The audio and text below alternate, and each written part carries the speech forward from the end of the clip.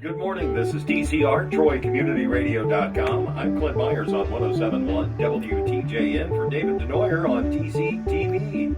It's time for the Mayor's Report, and with me this morning, Mayor Michael Beamish. Good morning. Well, good morning, Clint, and always good morning to you too, Dave, and thank you again for allowing us to share what's going on in our great community. Well, we always have so much going on in the community. We're in a little bit of a lull as far as entertainment downtown until we get into the next season.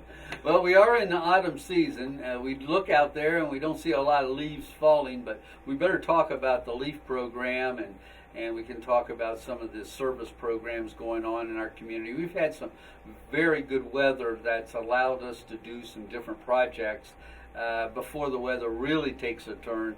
But yes, we're in a kind of a dull, dormant time where the leaves haven't really started to fall.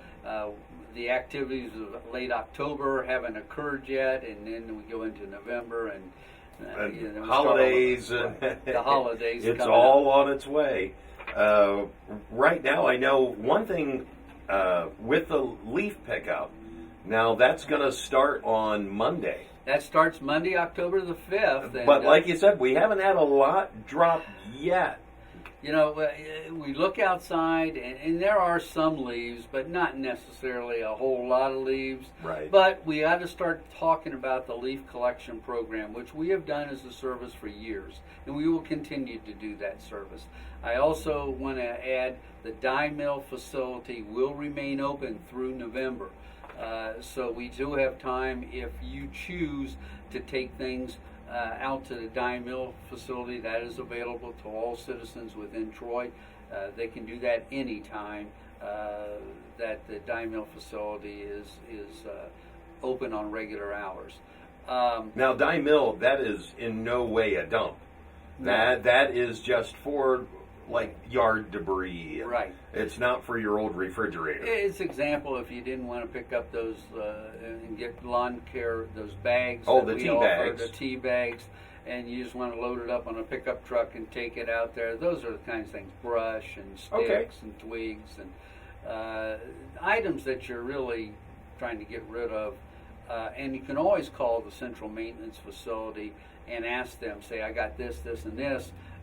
Where can I dispose of it?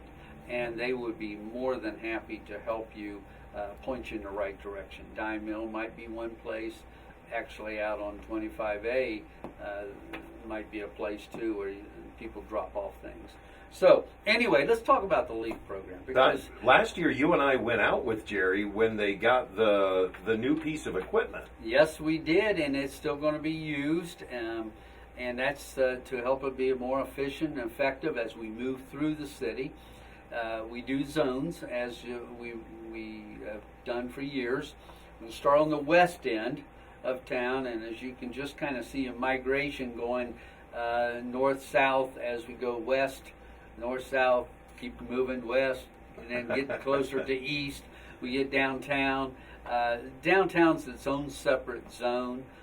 We usually have 5 zones that we move through with our LEAF program. Of course, it's all weather permitting, and it's the leaves falling. It'll depend a lot on that.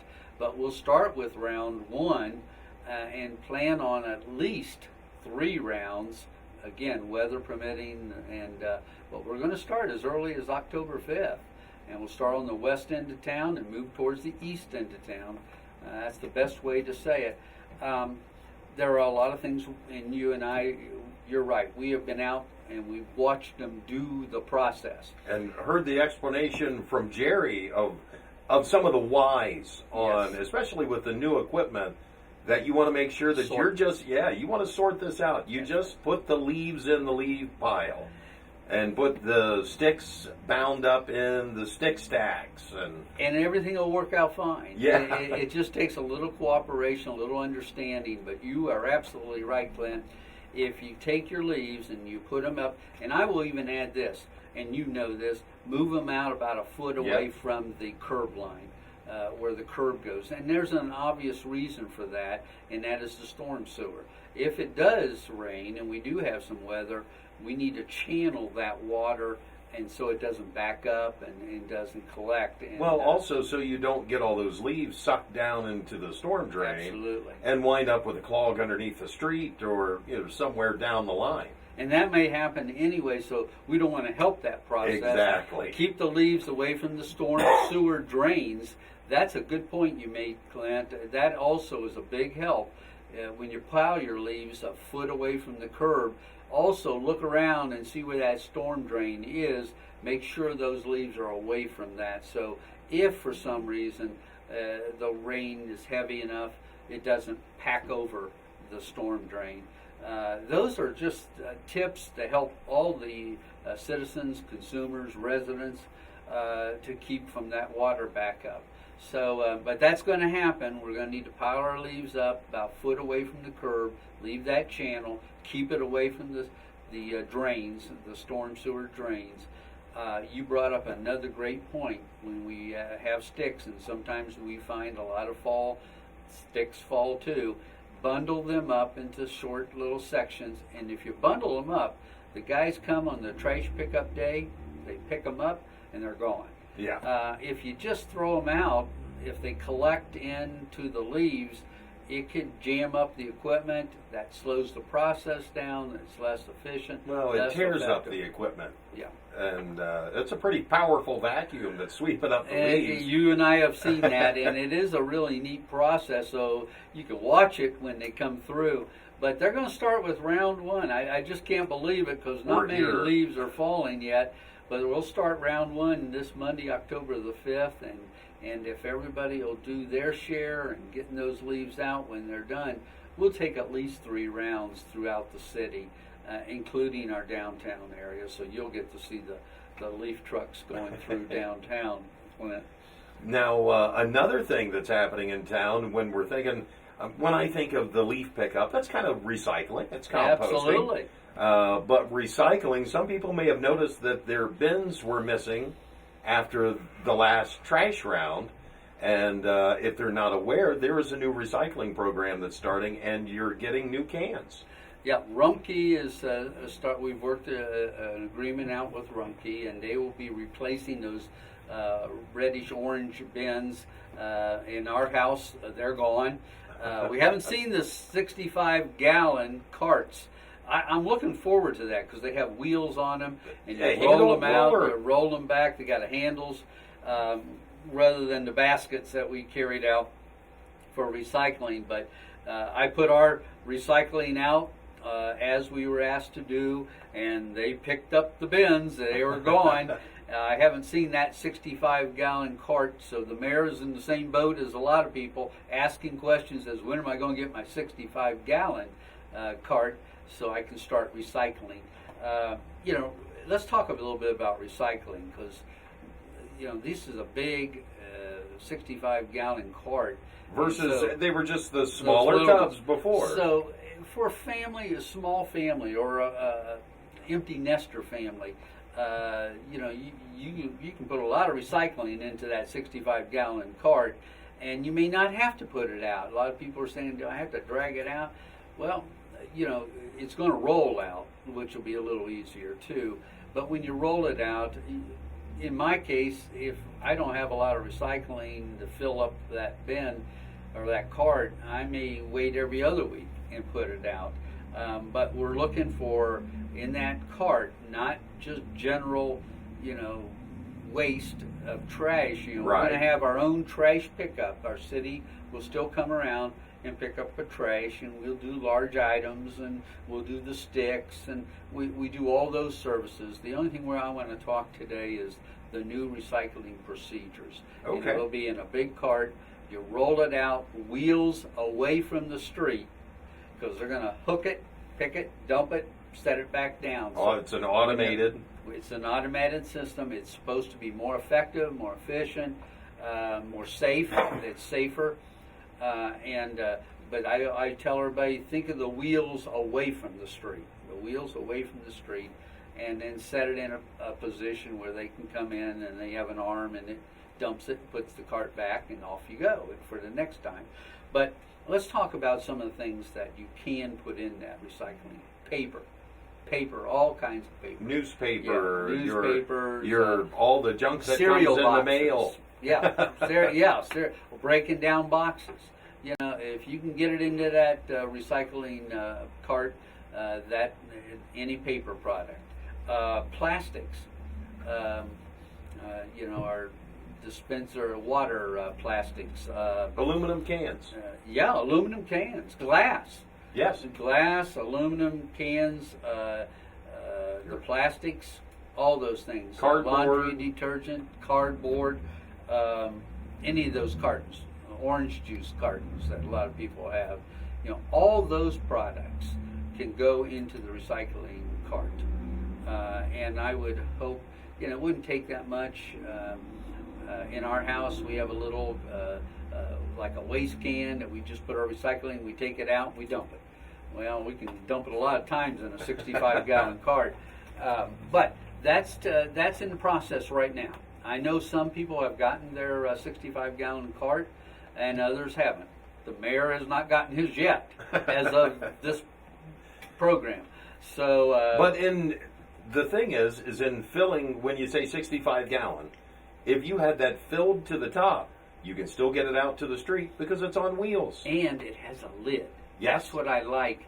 The wind isn't going to blow all that stuff out in the yard. You don't have to worry about that anymore. Clint, I know you've seen my wife and I, we like to go out and take our walks, and when we do, we pick up litter. And a lot of times we'll pick up litter the day after we know the trash pickup, because many, with those little little bins, you know, wind would blow them away, and they're doing their service. They're picking up the cart, they're dumping it. This is a lot more effective, efficient, safer way, and a cleaner way, because the lid will keep things inside, and the arm will take and dispose of. It's one way to get it past Mother Nature. That's right. That's right. So there is some good things that could come out of this.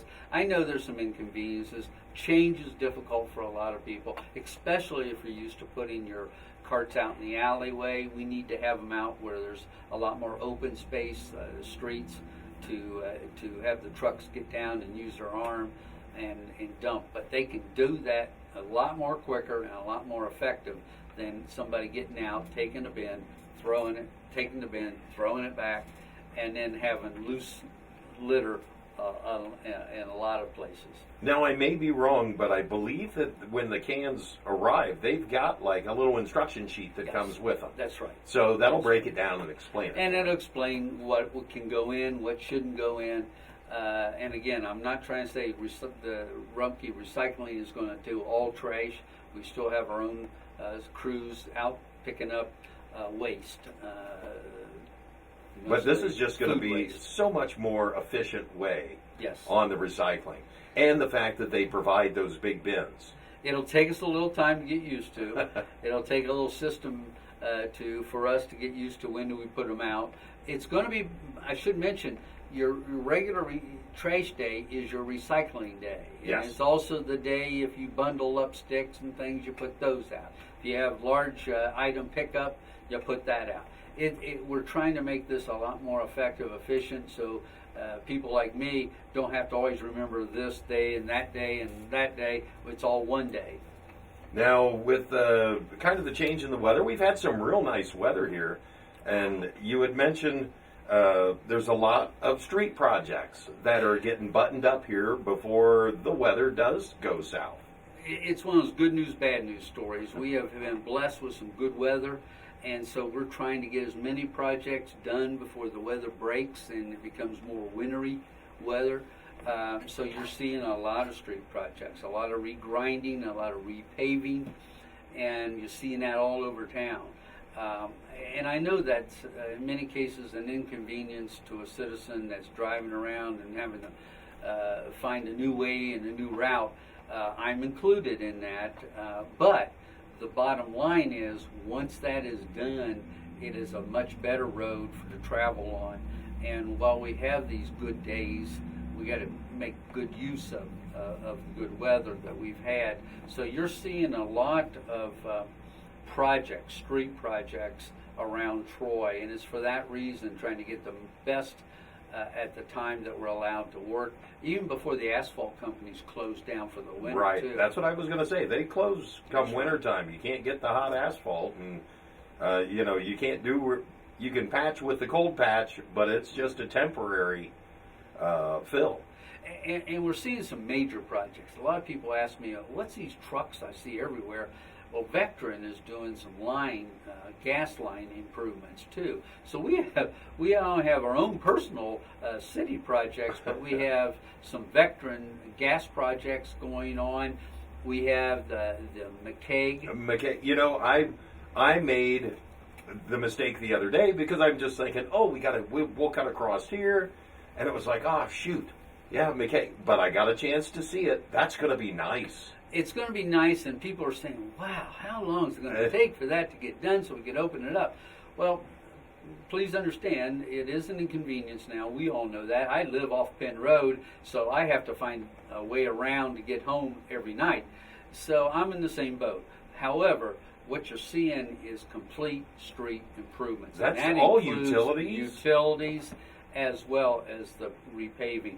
When that gets done, it should be done for a long period of time, and as we continue to move up McCaig, every section will be an improvement. Now we're up to the railroad right now, so I know they have a timeline, but you have to remember sometimes the weather hasn't been as good as it has been in August and in September, so they've had some delays. Since they're doing so much different work, utility work as well as paving work. And so many different departments. Somebody has to have this done before the next stage can come through. Everything has to be coordinated, Yes. and that takes time. So I just ask our citizens to realize down the road, literally down the road, things will be better. Right now, I have to agree with everybody. It is an inconvenience, but it's an inconvenience to be more productive down the road. Oh, think of how nice that's going to be when it's done. Right. It's going to be, it's just going to be super nice. Now, council, you didn't have council this week, Nope. but council next week. Council will be Monday. It'll be, October 5th. It'll be 7 o'clock. It'll be in City Hall. We don't have the agenda finalized yet, but it's a good experience to come see what council's doing.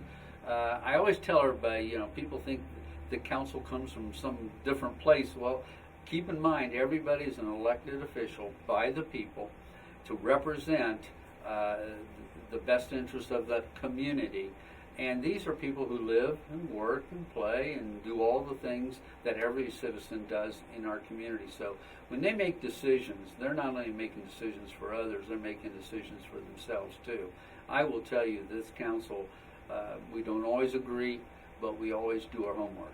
And I have great respect for the council. Well, these aren't closed-door decisions. No, it's they're open to the public, and you also have it streaming on the city webpage. Thank you. That's true. And all of even our subcommittee meetings prior to a council meeting are open. We tape those and stream those. So decisions are pretty transparent there. You know what's coming. Our media does a good job of letting people know what's on the agenda. So agenda, not sure what that's finalized yet, but it'll be Monday night, 7 o'clock, City Hall. And it's a good way to get an idea of what's going on. All right, and I've got one more thing. Now, when I look out the window here at the studio, I see the white building over on the other corner that I always think about David Shoes. Everybody. And I see the Red Wing sign. But now there are new signs in the window, ABC Center. Well, the Troy Community Works purchased that property there, and they've got a lot of plans for renovations there.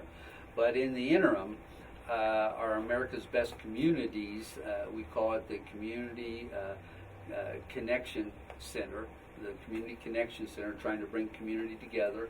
We're utilizing that first floor space to highlight not only what the America's Best Communities is all about, and asking people to stop in and share some of the the best parts of Troy, what makes Troy so special, so that in the process we put that together and we send it on. We're a quarter finalist right now, which means we are one of 50 communities, jurisdictions in 26 states that are selected as quarterfinalists. They're going to narrow that down. They're going to narrow it down to 15 communities for semifinal status. We'd like to think that we're positioned with the help of our citizens. If they'll come into the center, fill out a survey, share some of the positive things, share their vision, what they'd like to see happen for the improvements of Troy and down the road. We'll put that together, and that'll be part of our next package that we have to submit in November for that next stage or semifinal stage. Even if we, and I'm an optimist, so I'm saying when we get the semifinal stage. That's right. But if we would not, the idea behind that is we're showcasing our businesses, our industry. If you go in there, you can get some history, some of our projects that we're going on.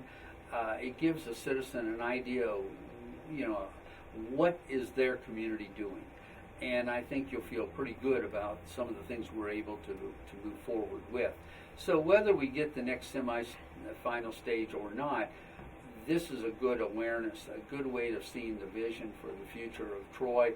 Businesses are coming in, they're showing what their product line is, so it's a good way to understand what's going on in the organizations, in the businesses and industries within our community. Win, lose, or draw, it's a plus. And we have it's nice to have a building downtown, yes, where we can showcase like that. And thanks to Troy Community Works for allowing us to get in that first floor and utilize that space. Absolutely. One other thing, because we're talking about America's best communities, and as we see all the development, Hobart was over there for the job fair that they had the other week. You were there. What a great turnout they had. But I was just looking at the arena, and I could only get a grin on my face thinking, the growth and what it's going to mean to Troy. And the same, how is Treasure Island coming? It's coming along. And I say this every time you bring it up. People say, "Oh, but the floods, the water." Well, if you live by a river, you have to expect water to go up. You expect water to go down, and that's what happens. However, we base everything on the Hobart legacy of the marina, and that marina main floor, has never flooded, and since it was built. So if you notice the things that we're doing, the grades that we're doing, everything we're going to be putting in there is at the marina level.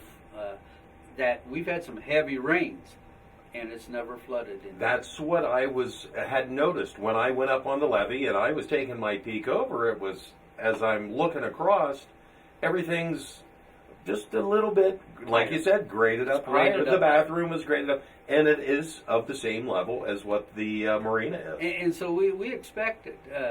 That's why you have a island, Treasure Island. It's designed, but we also want to bring in the millennials, the younger people with kayaks, canoes, the bicycle, recreational trails are right along the river. Beautiful setting between the rivers and the courthouse and the bridges and the marina. Everything's coming along. Hobart Arena is going to be have some a new look in the next year. It'll allow us to bring in more events and more activities into the arena. We're very blessed to have that as a treasure of Troy, where we already have some nice things going on. You mentioned too, when you talked about the job fair and the career fair, yes, coming in. Where else could you do something like that but at a Hobart Arena? So we have some great improvements in store. We think that that'll be an enticement for other bigger activities. Oh, absolutely. And we have some growth taking place by Duke Park, looking at some recreational fields that are going to go in there, which I think has some great advantages for all the people in our community and our county. So we have a lot of future things going on in the areas of culture and recreation and event possibilities, all having economic impact to all of us in the small businesses downtown as well as our larger businesses. I just see activity and growth when I look out the window. We're busy. Yeah. We're busy, but it's a good busy. It is. It's a good busy. All right. Anything else you'd like to add this morning, Mayor? Wow. Just again, to have this as an opportunity to showcase what we are doing. So many times we can be pretty apathetic and complacent and say, yeah, this is the way it is in Troy. But other communities look at us and say, boy, I wish we had this, had that. And so many times, and Troy Community Radio and the TV, you allow us to share and showcase what we do have and the many activities that we have going for us in Troy, Ohio, USA. I think a lot of smaller communities are just equal communities in size. Look to Troy for the ideas. Well, I'd like to see we're one of those pillars in the Dayton area region that is trying to move forward with vision and trying to have a good workforce for our businesses. Perfect. Thank you. Thank you, Mayor. This has been the Mayor's Report with Mayor Michael Beamish. I'm Clint Myers on Troy Community Radio, TCR, TroyCommunityRadio.com, for David Denoyer on TC TV.